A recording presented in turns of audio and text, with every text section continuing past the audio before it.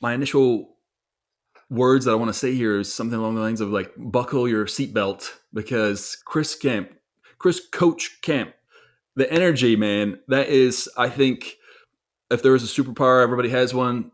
Energy is people adopt it. It's transferred, and you absolutely have that, man. As soon as you get to talk here in a minute, everyone's going to get to hear and feel and see what it is that you bring to the table, man. Air Force veteran, retired firefighter, and all the way up the scale on the firefighter side of things, EMT, college professor, public speaker. You have your own podcast. It's had on all that. I don't know how you found the time, but you've ran 32 marathons, multiple ultra marathons, an Ironman.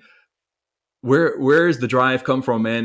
You've got a family, beautiful family. You've got so many things going on. So, man, we just love to hear from your mouth. Just man, fill us in. Yeah. It's actually simpler than you might think. I realize life is super short. Part of that comes from being a firefighter paramedic for so many years. You see the worst of worst at times. And I think it really kind of came to me between my calls I would make in the streets and then my dad having a major heart attack at the age of 53. And it was like a light bulb went on. And it's like, you can go through the motions of life, one day wake up, have all this regret that you wished you would have tried this or wished you would have tried that. And what I started to realize was we put limitations on ourselves every single day. We wake up and we think about what we can't do or what we don't feel like doing. And I don't know. I just made a decision. It was a conscious, actual decision. I'm going to tackle life. I'm going to do everything I possibly can. And if I try something and fail, but it's what I really want, I'm going to get up and I'm going to try again and I'm going to try again. And I think that kind of started to build the character that I am, which has brought me to the place now where I'm getting to talk to two awesome dudes down in Texas. Hmm. Let's That's let's beautiful, go, man. man. Everything you just basically said in your energy too. Ewan probably knows this, and even our listeners and audience. Sometimes I feel like I'm going a million miles an hour. Like as far as the energy, the passion, you can tell like genuinely, authentically, you know who you are, you know your identity, and you've probably also had some struggles and some obstacles and some adversity along the way in those different areas of life that you've been. And I'm curious with you because Ewan's asked me this, and I've had to really slow things down to go, that's a great question. And then also, what has allowed me to get to where I am today and who I've become? So my question is to you Mhm. is this guy that we're seeing on the podcast right now in the studio, in the video with the high energy, the passion, the love for life, the speaking, and all these different achievements and accomplishments that you've done. Have you always, that's a two-part question. Have you always been like this? And if not, at what point in your life did you go, oh, this is an aha moment. This is who I want to become? Yeah. So it's actually, again, these things I have pinpoint moments to. So it's pretty simple. The energy's always been there. Got in trouble constantly in school. This was the days before ADD was a thing. And so I was the guy in the hallway waiting for the principal to come by. And I'm like, oh, Lord, I'm in trouble. This was not being bad kid. I was just, loud and I was talkative and I couldn't sit still. And Mm. so those things kind of, that manifested me early in my life. And my mom and dad would just be like, can't you just sit still? I'm like, no, Mom, I can't. And so that energy's always kind of been there. Now, how it started to funnel into a more positive approach to not just my life, but to infuse that into other people's lives, it did come from my background of work. So going into the military straight out of college, I had associate's degree. I went into the military and I had the opportunity to travel around and see. And before this, by the way, full disclosure, I grew up in a very small town in Mississippi. We were a lower middle class family, didn't have a lot, but what we did have was loving parents and freedom to run. And back in the day, that you didn't have to worry about some of the things that people may have to worry about today. So me and my brother, we would just run the woods. We would like a life. We had this life. So when I went into the military and traveled, I saw people in some dire situations, and we went to different countries, and I'm like, wow, the world is not like what I knew it as. My lens started to change. And then when I got out of the Air Force and came home, I'm like, man, I want to do something bigger than me. I want to do something that's impactful to the world. And that's where I found firefighting. And then I became a paramedic. And it was just like this, you started pouring fuel on top of this fire that was already there. And I'm like, oh, this is my niche. I can do this. And it just grew and it grew. And I just loved the ability to connect with a person and know that you had an impact in their life and it was a positive impact. And when I combine that with me coaching sports and I could see a kid that was maybe down on themselves or didn't feel confident or didn't have the skill set that they had wanted or hoped for, and I could put that in them as well, I'm like, I can have an impact in so many ways. So coaching kind of started happening, teaching started happening, being a paramedic started working through me, and I'm like, all of these things manifest itself whenever I got into the classroom and started teaching at college, and my students were like, bro, and they said that because that's what college kids say. Yeah, They bro. said, bro, you got a gift. And I said, I do. I know. I'm teaching you how to be a paramedic. And they were like, no, you need to go talk and help others. And Mm, Coach Camp was born. So that's really where it Mm. all came from. mm, Yeah, I love that, man. And it's I don't know if ironic's the right word, but you had ADD, couldn't stay still in school. I don't know what your grades were like, but typically yes, that right there. ADHD myself, they classified it as like dyslexia. It wasn't ADHD at the time, and I didn't get diagnosed till I was later on. But I wasn't supposed to be sitting in a chair still, and neither were you, right? Right. And so you just weren't in the right realm yet. And what's funny about this is they might have thought, oh, he won't do well academically, and Mhm. yet now you're a professor. mm. I, trust me, I've said that in speeches. It's so Oh, really? ironic, right? I've used that in speeches, and it's like, it's easy to find the limitations, and a person can see the faults in another individual. But whenever somebody is able to connect with where their strengths are and then kind of bring that to light, man, it's like the curtains are pulled back. And what I realized was you have to have, and if you have ADHD, and you have to have a passion for something, because then that thing that creates that chaos in your mind also can create such a fixation that you become great at it. And Yeah. I fixated on being a paramedic and a firefighter. I studied constantly. A person that made C's and D's and barely got through high school, I had straight A's through paramedic school. I finished with a 97 overall average. Super The cool. average was just the byproduct of how much I loved it because I could not get enough of it. And I think that's in every one of us. We just got to find that thing that we connect with. And how do you connect that with? I think there's because I've seen it over and over again. You've had the adversity, those struggles, and you kind of have to adapt to the world that is the square box, and you're a round peg, and it doesn't fit, right? So you've had to figure out how to fit in there, and with that, there's connections with patterns, and you said this earlier before we started, but helping people don't want to put the work in, but you've already done it, right? So that's why you have this skill set of being able to transfer it into other people. How do you do that? Like, do you have a technique that helps people believe in themselves, or is it a belief thing, or what is it that you see where they say, "Well, I don't want to put the time in," because that's the skill, right? Like to get them to Mhm. transfer over into that moment where they do want to do something, and then they've changed their life. Like kind of like you had that moment.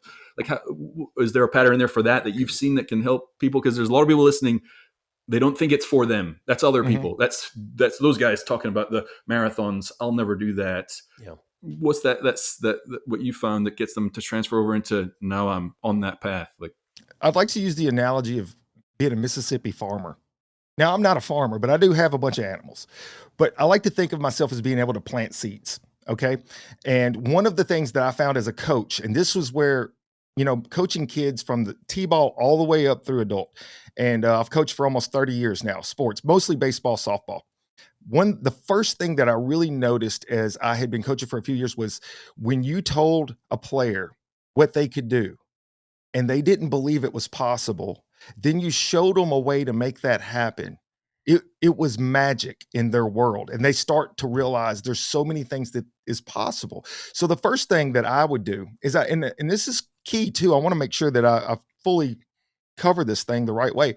What is key is that you don't give false hope. So a person that has limitations or different issues, whatever that could be, maybe they're not athletic, whatever, but you have to have a path to success. And if it's something that they want, there is a path to doing and achieving that goal. And I have two quick examples, sir. Two quick examples. One example was, are y'all familiar with the bike race called RAM, Race Across America?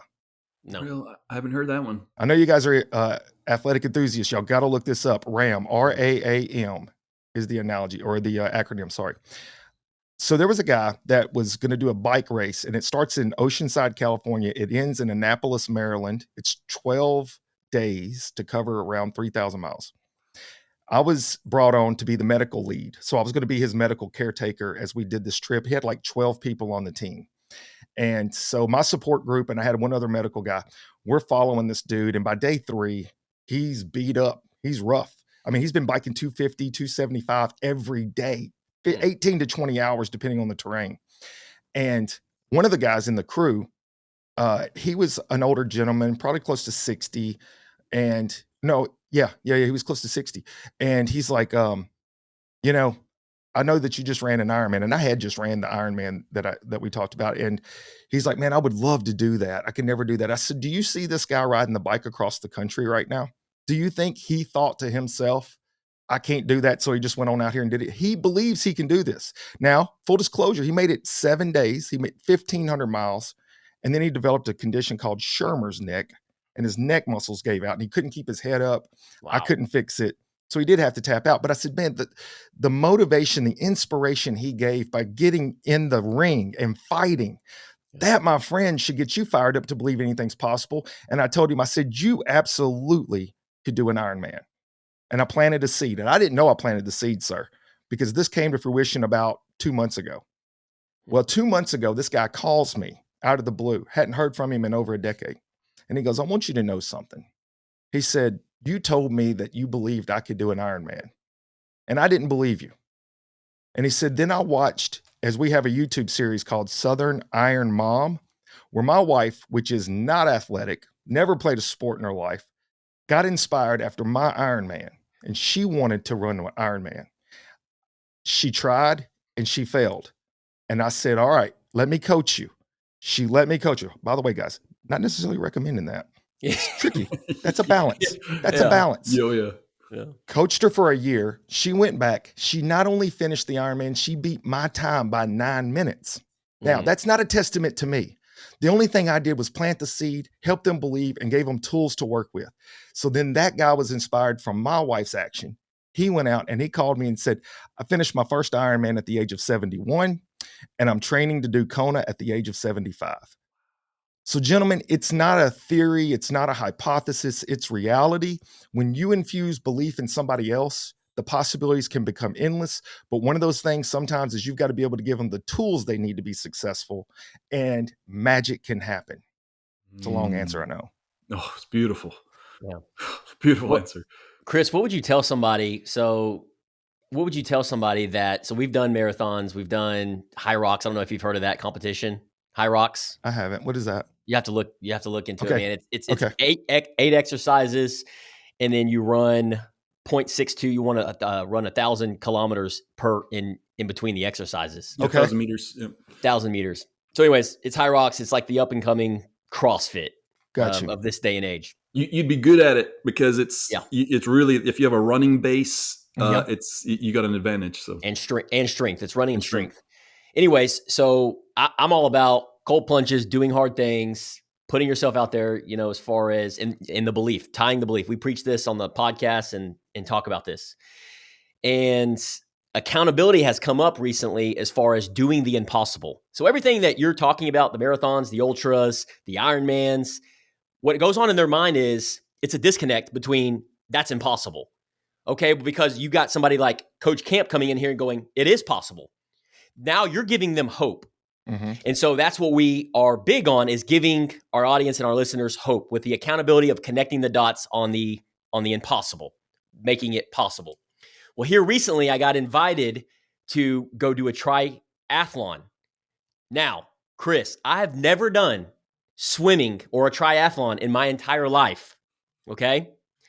Now, I'm curious with you. I've done cycling and I've done running, but I've never done swimming. Mm-hmm. I'm curious with you. If you're me, would you go and do this competition that is 5 days from now, which is going to be, I think, June 29th, Saturday. If you're listening to this, probably after the episode. But would you do it in 6 days? And I'm curious on your feedback and your thoughts, because I was actually going to roll out a social media video asking my audience and listeners if I should do it or not. I know my answer, but what would you do, man? I have a few questions on it. So one of the keys to being a good coach is to not put a player in a position that they're probably not going to be successful. But not only that, but it could be detrimental mentally. So I want to make sure you're mentally prepared on this. So as far as swimming goes, what is your swim base? Because like when I started, I knew I could swim outside the boat to keep myself alive and get in. And distance swimming was a very different thing. It took me about 6 months to really get it down. So what is your swim base? So I can tread water for hold We've on. just got our answer right there. Okay. All right. And we have a lap pool in our community. It's about 25 meters to the other side. Now, I'm the type of guy, I've ran marathons, I've done ultras, and I'm an endurance, I consider myself an endurance athlete. But when I swim 25 meters in a pool, I feel like I just got done doing a marathon. Yeah. That's because, are you swimming with your head above water? Yes, but I have not had any training my entire life, as Well, far that as was me. That's why I'm asking. That was me, right? So the key to distance swimming is you have to be able to side breathe. You have to be able to keep your head down because all of this weight right here and the labor it's taken to breathe in your lungs, it's just not sustainable. Look, I don't know if y'all can get this on a demonstration. This was my wife on the first time I took her out to the pool to swim. And I'm explaining to her, you gotta learn to side breathe. We got to work on this. Yeah. And she was going, I don't even know what this is. I don't know what we're doing here. And I said, no, we're stopping everything. So I got her on the side of the pool and I had her just lean and put her face down. And all she did was put her face in the water, then pull her face to the side and breathe. And she wasn't swimming. And that got her into a rhythm of being able to understand that the water can be right next to your cheek and you can take a breath in and then blow out when you're under the water. So that's key to making a distance. So my next question is, how far is your swim and how deep is the water? Great question. 800 So meters. And it's 800 meters. Yeah, 400 meters out, 400, and then 400 meters back. Okay. So, Well, if you know how to backstroke, you know how to float, yeah. you could definitely do it. Say that If you again. were, you could if you can definitely backstroke. do it. You 100% you could do it. That's not even a question in my mind. Now, to be efficient at it or in a way to be comfortable with it, Sure. we got to get you to be able to breathe to your side. But Yeah. to survive 800 meters just swimming and doing some side stroke, 100% you could get there. Now here's my second part of the question. The version of Sean, Chris, Coach Camp, Yes. aka the version of Sean that does do that, what you just said based on those two questions, versus the version of me that doesn't because of whatever reason, fear, no training of swimming. Which version would dominate the other? Well, I mean, I'm sorry that I have so many stories. Man, I've got bring a 'em. connection to you, buddy, on this one. I trained for a year whenever I did my Ironman. And when I say I trained for a year, like the first 6 months was figuring out how to swim and breathe to my side. That freaked me out. I knew I couldn't do it if I didn't know how to do that. 2.4 miles is just a long, stinking way. Yeah. So I had that down by 6 months. Then I trained. But what I found was it was all in a swimming pool. So you can see everything. The first time I did an open swim, I went into full panic mode. My physical was still there. I had all the ability to swim, but when I put my face in the water and couldn't see, I became claustrophobic. It felt so foreign to me and I couldn't get my bearings and I was swaying back and forth in the water. And I'm like, I started doing lake swims and then I got better and better. And then I'm not scaring you, I'm just giving you some perspectives. On race day, you jump in the water, you've got all these people. I had not had that. And I went right back into panic mode. And I swam over to a canoe and I grabbed a canoe and I'm holding onto the canoe. And I'm like breathing super fast. And it's not because I'm winded, it's because I'm freaking out. And I kind of had a little coach camp moment on myself. By the way, I don't know if it's schizophrenia or not, but I will get onto myself like I have a side coach over here. And I'm like, did you just train for a year to get out here in the water and hang on to a canoe? You better get your tail out there and start swimming. And it was in the Ohio River, guys, the swim. So this is like you got currents and you got people and you got arms and legs. And I just like, God, give me strength. God, give me strength. And I started swimming. An hour and 27 minutes later, I'm coming out of the water. I'm like, oh my God, now I can do anything. So the truth is, you can never think that you're truly prepared until you truly face the demons. In this case, I didn't realize what I was about to face in that river until I got there. But what you have to remember is, how do you climb a mountain? One step at a time. Yeah. So if you get in that water and you feel that panic set in, just stroke a little bit, go slow, get to your side, breathe, start talking to yourself, get back to that center, and then get back to the rhythm. So just remember, the whole goal is to finish. It's not to beat anybody right now if this is new for you. Yeah. You'll be all right. Yeah. And that's not just swimming right there. I'm listening. I'm like, you could just apply that to anything. That's true. It's Yeah, just, 100%. yeah. I mean, just get the lay of the land. practice, train, and know that it's go slow and you're going to end up going fast. That's right. Yeah, man, that's awesome. Yeah, because I think so many times what happens is, and myself included, looking at themselves in the mirror is like, because I'm the type of guy that's like sink or swim. I'm just going to do it. We call it fail forward. I'm going to learn. You're going to learn a lot about going to start that business, going to do that speaking engagement, going to do that podcast that you always wanted to do. But so many times in different areas of life, I think a lot of people listening to this, they have that impossible, whatever that looks like for them. And well, you know what? I need to train. I need to hire a coach. I need to hire a mentor. I need to eat. I need to tweak my nutrition. Now's not the right time. Maybe in 6 months. So they start coming up with, right? From my experience, and with those individuals, in my mind, what I've learned is they never take action. That's right. You They know, talk themselves out of it. they talk themselves out of it. Sure. So I'm like, I can be that guy. And I know that's probably the guy if I decide and go ahead and swipe my card for the triathlon 6 months from now and go ahead and do those things to let my community know in social media, hey guys, I'm doing this in 6 months, and do those steps where I'm holding myself accountable to connect that impossible to the possible. Well, now all eyes on me.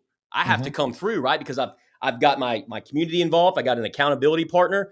But 9 times out of 10, people don't do that. They don't do the impossible. They don't take that action. They don't do that activity. They don't go sink or swim. Why do you think that is? Well, I think people have the fear of failure in their mind. And it's so funny to me that people's idea of what failure looks like is maybe embarrassment. Maybe it's not accomplishing a goal. So they feel like that they're less worthy. So the next thing they're going to do, they're not going to accomplish that either. So then it starts to have this trajectory that is a constant negative feed into their brain. So they can't get past those steps that's necessary to be successful. And that's one of the big messages I bring to the stage when I go and speak to folks is, the first thing you have to do to grow is learn to fail. You have to learn to fail. And that is so foreign to so many people. And then I will tell folks, what does failure look like? If you're trying to run a marathon, what does failure really look like? Is it the fact that you didn't make it 26.2 miles? Or is it that you didn't jog the entire time? What is that? Did you didn't hit the time marks that you wanted? Because the truth is we can only grow. We can only get better when we step out of that area of our comfort zone. Whenever you go back to the beginning of your days, and nobody remembers this, but when you were trying to walk, you didn't stand. Most people, there might be prodigies, so let me back up, but you don't just stand up and start walking and then start running. You don't go just jump on a bike and take off and start jumping over ramps and stuff. When we're young, we don't have that inhibition of failure and what people are going to think about us. Look, I get inspired by people that try something and come up short. And then whenever that person sees how many tools that were put in place because they tried, the next thing they try, and it doesn't have to be the same thing, suddenly they realize I can pull from this and I can be successful there. And now this worked and now I can put it back over here and now I can be successful over there. And it's really a big circle of success whenever you look at it. I just will tell you this, my all-star team, I'm coaching an all-star team. We'll go to the World Series next weekend. I could have put them, that's softball, 14 and under group. I could have put them in some talent, same or less talent tournaments coming up to it, built their egos up, made them feel great. Yeah. Sirs, what do y'all think I did? Didn't do that. I put them in 3 tournaments where the competition was 10 times better than us. Yep.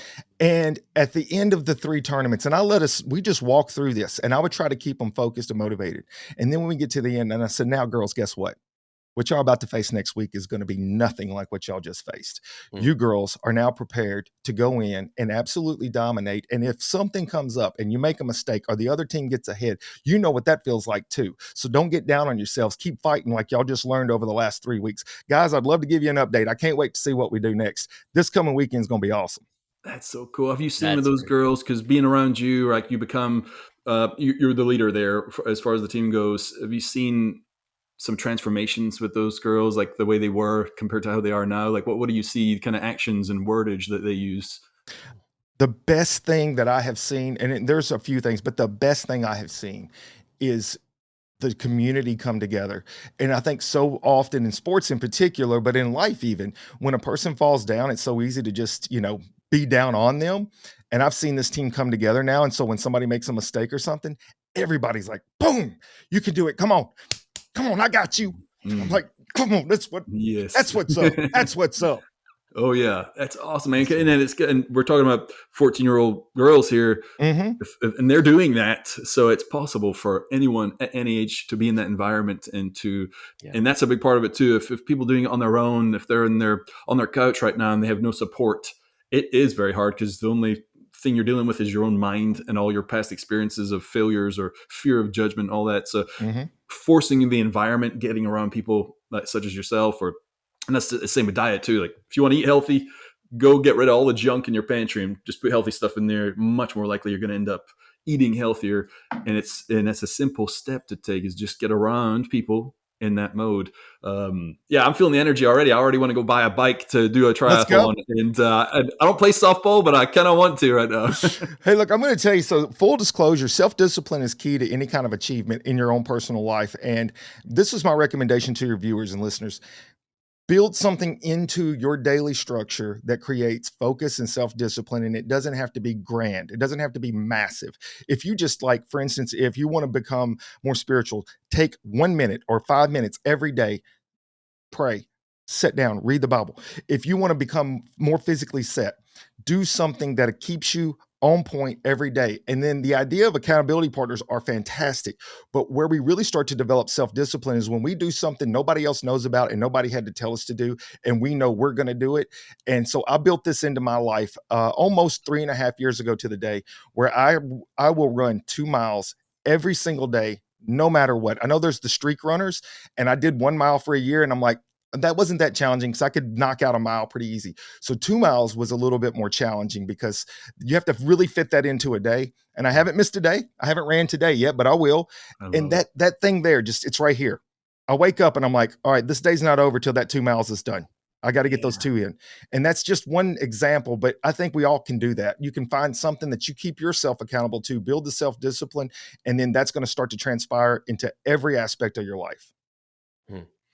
Somebody that struggles with discipline, we actually talked about, you and I talked about this a couple episodes ago, how discipline, and I had disclosed that for me individually as a human being, human beings tend to be lazy. And what I mean by that is it's very easy to go sit on the couch, to eat that pizza, to eat the cheeseburger. It's the easy route.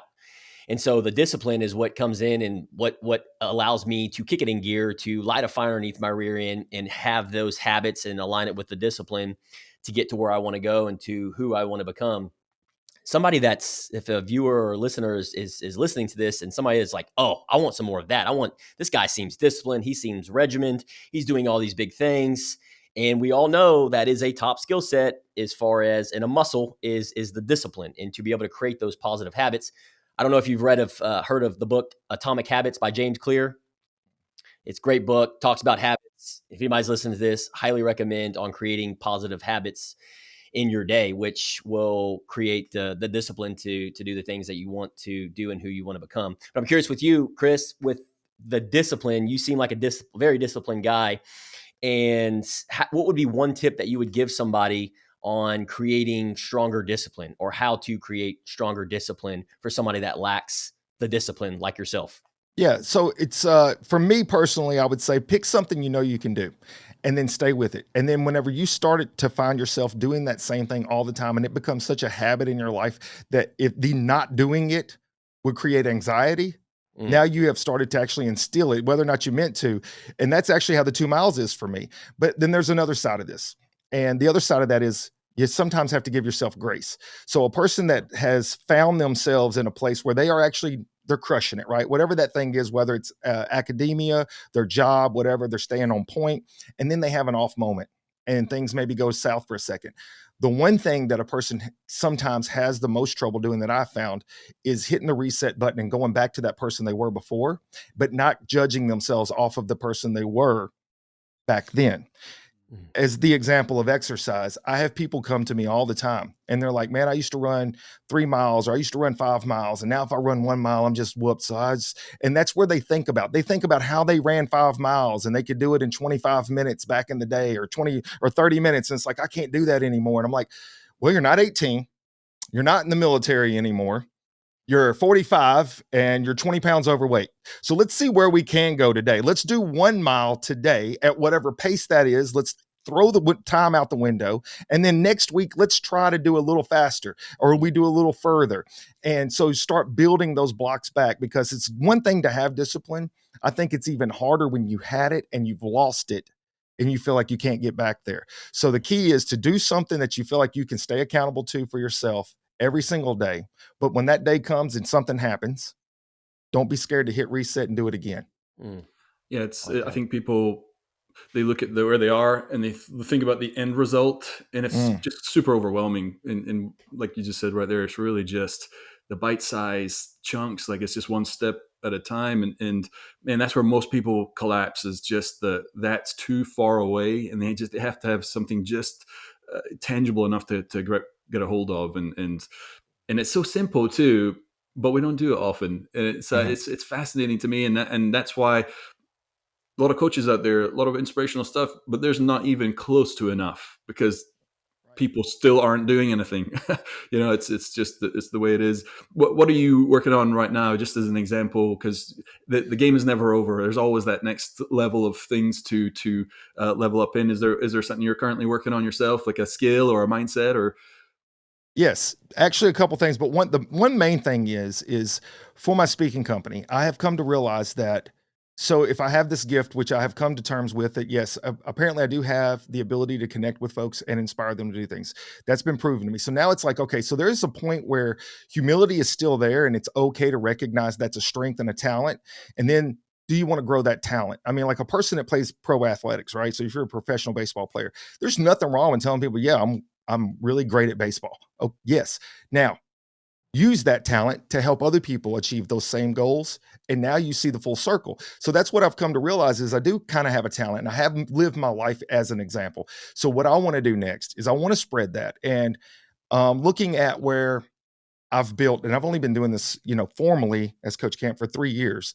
And I started with my phone on a garbage can, making my first message just to see if anybody wanted to hear what I had to say. Because if I just listen to my wife, she's like, "You've said enough. We're good. We're good." And I'm like, "All right." So it turns out not everybody's that way. Yeah. So my thought was, I need to build my website better, and I need to really market myself so people know I'm out here. And then that way I can get brought in. So that's the first thing. So in the next year, I would really like to see those opportunities grow less. I'll put it this way: it has nothing to do with money, but it does have to do with the message expansion. So more across the country. I do a lot of local stuff. I'd like to grow some there. And as far as physically, I was given a challenge, and I ran a 50 miler just a little over a year ago. And I thought about a 100 miler and I threw it away because it scared the snot out of me. And then a person, you got to have some people sometimes that challenge you too. You could be very motivated and go, go, go, but then you need some people to be like, kick you in the tail. Yep. And if a person said, well, how will you ever know if you could do it if you never try? And I think you're chicken. And I'm like, oh, man, I love that someone said that. Like, that's old school. and in Mississippi, we have a term that we use called hold my beer. So Yeah. I was like, all right, buddy, I'm got going to that in go for it. Texas too. Yeah.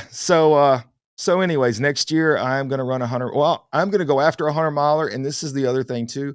I give myself this grace. If you go and you give it everything you've got, you come up short, which I won't put myself at risk of death, but uncomfortable. Yes, I will push past that. But, I'm going to go for it. I'm going to see how far I get. Anything past 50 is going to be a PR on distance. And the first time I tried a 50, I did not make it. I made it 34 miles, and it was 100 degrees outside. And I was my goodness. I'm like, I'm getting cold chills, and I shouldn't have cold chills. So that's not I good. checked out, and I was okay with it. The next time I did the 50, it was sloppy, muddy, horrific, dark, couldn't see stuff. And I was very uncomfortable, and I was mad. And I'm like, this ain't fair. I'm going to quit. And then I said, boy, you're an idiot. Why did you start? Because you want a challenge. This is a challenge. Step up, boy. And I kept running. And 14 hours later, I finished. So sometimes you just got to dig in deep. Sometimes it's okay to say, no, this one's not right, but I'm going to give it a go. Next year, 100 miler. Awesome, which 100 mile are you doing? We was looking at one in Laurel, Mississippi, which is in February. Okay. I have not sold myself on it 100% because I did see where there's a creek involved, and I want to give myself a decent chance. And you're gonna have to run through this creek every 6 miles, and Mm, it's gonna be probably cold. So I yeah. don't know that I need that much of a challenge yet. I do want the 100 miler challenge, Yeah. Yeah. so I'm gonna look at a few other ones, but something within 4 to 5 miles. But if you find something in Texas Yeah. and you want to go for it, There's Leadville 100. yeah, Isn't that in Texas, Ewan? that one's in Colorado. Colorado. What's the Yeah. one in Huntsville? There's one in Huntsville that's 100 miles, I think. Chris Barnes is doing it. Yeah, I forget the name of that. We'll have to One of look our it up. buddies is doing a 100-mile in September, Oh, Mm. okay. and I believe it's in Rocky Raccoon. Is it Rocky Raccoon? You have I to don't write that know. down. Anyways, I think that's in Huntsville, Texas. It's Rocky Raccoon. I think it's 100 miles. Yeah, Okay. I'll have to look into that one. Yeah, Anyways, thinking just about type the just go to ChatGPT, Coach Camp, and type in easiest 100 miler. they, Is there a thing? That's what the is first person there a was. thing? Is there a thing of that? I don't even like to drive 100 miles. I'm not gonna lie. So Yeah, yeah. this is If gonna you be were a to challenge for sure. if you compare that marathon to the 50 miler, I guess your first marathon, because once you do one, the mystery is gone, right? Like Mhm. you, I could do it, and now you've done 50, so marathons are kind of like, okay, I could no problem. Well, you've done 32 of them, so I mean, obviously, it's nothing to you now. And I'm sure when you run that 100, you might, depending on how it goes, maybe do another one, but it won't have that mystery behind it anymore, and you'll probably do those. You may be looking at there's races that are 250 out there now, and you just keep going up. But how would you compare your marathon to the 50 miler, like as far as like intensity and difficulty? So it's always that's a great question because it's always about the marathon course. And it's also a lot of times about the condition that I'm in currently. I will be full disclosure. I don't always go into a marathon as ready as I should be. But one thing I do have is what you're alluding to a point is I have the mental capacity. So once you know how to adjust to situations, you feel confident that no matter what comes my way, I'll be able to work through it because I now know how to do this or know what to look for there. 100% truth. And every one of them has a unique challenge. Like when I ran in Philadelphia, it was freezing cold. It started out raining, then it started sleeting, then it started snowing. And it was brutal conditions. It was 20-mile-per-hour headwinds. I was so mad. I was like punching the wind. And by the way, full disclosure, guys, that's how I vent. I will complain out loud to I myself love it. about stuff all the time. And my wife's like, I don't know how you do anything. All I hear is whining from you. But I'm like, it's because I get mad because I'm having to whine. Yeah. So they're all uniquely difficult. But I will say the first marathon I ever ran, I quit. I was like, nope, I did that one. I mean, I ran 26.2 miles and then I finished and I said, I will never, ever do that again. Mm. And then a year or something later, I said, maybe it's like childbirth. Maybe it wasn't as bad as I thought. And I Mm. ran the second one and I'm like, oh no, that was bad. I'm not doing that again. And then like another year went by and I said, I came across a thing that said 50 miles or 50 states marathons. And I said, how cool would that be to run a marathon in every state? And at Wow. that time, both marathons I'd ran was in different states. And I said, I'm already on my way. Yeah. So now I have ran 32 marathons in 32 different It's states. amazing. Have you done Austin? Have you done the Austin Marathon? I'm full disclosure. I'm saving Texas to be my last of the 50 because I want my family to come to it. And that's the closest state to Mississippi that I haven't ran. Everything else is like New England. And I'm going to Alaska next year. I'm going to South Carolina in October. So, everything else, but Texas is the closest. So I'm like, you know what? I'm going to save it so then I could have some family come in when I Yeah, hit the 50 because I super know I'll cool, hit it. man. Very cool. Yeah. Austin, man, you have to shoot us a message when that time comes because we just did Austin this year, and yeah, man, it's not for the faint of heart.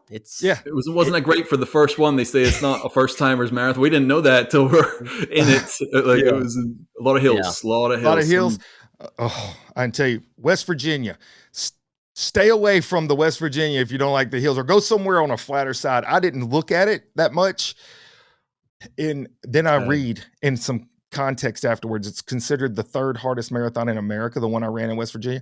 Oh, There were boy. hills that were like I was like I Oh could my reach over and goodness. touch. Oh I, was- man, I Yeah. complained it's a lot, brutal. guys. Yeah. I complained a lot on that one too.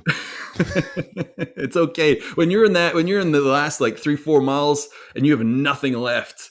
Yeah. and you have to keep going I like know. that. It's okay to punch whatever you need to I punch just there. do what I do, man. I just, Yeah. come on, let's Yeah. go. So final question for me, and we'll wrap things up. If Ewan's got a final question, and my question is to you. I'm a big why guy. Like Mhm. why all these things that we've talked about doing, and I know a lot of people, our viewers and listeners, are listening to this and like, man, how do I connect myself to the impossible? How do I do these things that I want to do? Start up the business, run the marathon, do the ultra, and do these different things that they want to do, but they don't do it. They don't take action. They don't do the activity. I'm a big believer in like, okay, what is it? It's run a marathon, run 100 miles. But then the second part of that is the biggest key ingredient. It's the why behind it, tying that emotional, compelling nature behind it. Why do you do these things, Chris? Why do you run the marathons, the ultras, and doing the hard things? Life's too short. Reconnecting it back to my paramedic years, I saw how fast and how fragile things can be, and there's no way to know necessarily when our time's up. And witnessing that firsthand for so many years in a very tough city, Memphis. I'm retired from the Memphis Fire Department, and it is one of the hardest cities in the world. And I just saw so much depravity, so much death, and I was just like, this is a true testament to how short life is. You only get one shot at it. And then the bigger picture to the why is I wanted to challenge myself because that keeps me feeling alive. It makes me feel like it's relevant, and it didn't matter what the challenge was. But then the bigger part of that was when I realized I could use those moments to encourage other people to chase things they never thought possible. And that, my friends, is where I feel like I leave the legacy. So if I can continue to challenge myself for as long as I possibly can and see other people feel the same way and they think to themselves, I want to do that too, and they go after it, then whenever I'm dead, I'm never really gone. That's Very beautiful. cool. Beautiful. Love that, man. I don't know how we end. Anything else on that, Ewan? No, I mean that's. I think that's once you get out of that selfish mode of. Well, I think it's the man's journey, right? When you're younger, it's like me, and you think about yourself, and if you don't get out of that, you can just end up being an older person, just thinking about themselves all the time. And hearing you speak, you're thinking about others, and it's just a full life to live. It's beautiful to hear, man. It's really awesome. Yeah, thank you guys. Look, I'm going to tell you something. What I'm doing is not special, and I tell everybody that. Every crowd I go and talk to, I'm not superhuman. There's not like I was an anointed person. Nothing came down and was like, all right, you are now gifted for this. I just chose to go. And that's what I would tell anybody. And whatever your limitations might be, and I get it, people do have things that keep them from certain areas. Find a different path, because the goals can stay the same. The path to it may have to change. It may look different than you think, but go for it. Life is too short, and infuse that energy to somebody else, because that's really where you will find your true purpose. Because Yeah. when you chase a passion and you find your purpose, magic will happen. Yeah. Final two questions, my friend. One, how can our listeners and audience support you? Where can they follow you? And we'll have everything in the show notes. Okay, yeah. So you could go to motivatewithcoachcamp.com. That's my website. And then on there, you'll see all my social media stuff. I have a podcast comes out every Monday. It's called Motivate with Coach Camp. And then we also do like a comedy series, me and my producer, on Thursdays that comes out. It's called Cannonballing Life. And that really is it's some motivation, and it's just comical stories of our true life and things we've done. But it also kind of expands on just going for it and enjoying things, because I think laughter is medicine as well. But definitely go to my YouTube and subscribe. And all of these things are found under Motivate with Coach Camp. Awesome. And we'll have it in the show notes as well for easy access. Man, I can't thank you guys enough, man. Second and final question is, what does level up and live mean to you? I think that means you challenge yourself to level yourself up every day. If you don't wake up and you're trying to be better than you were yesterday, you're probably wasting the day. So try to level up each day and then live life now. Because if you wait until next year, the year after that, you may not be here to live it. Yeah. Get up, get after it. Beautiful. Love that. Level up and live. Chris, thanks so much for coming on, man. This has been an inspirational episode. It's sorely needed across the world every day. People need this because every day is a battle, man. And just hearing your inspiration, and you're a light, and just super grateful for you to come on and shine for everyone that needs to hear it. Thank you, guys. I can't wait to have y'all here in Mississippi in this beautiful studio known as SRP. It looks awesome. Let's go. It looks really good. Fantastic studio. Yeah, you guys got to come up, man. Awesome. Awesome.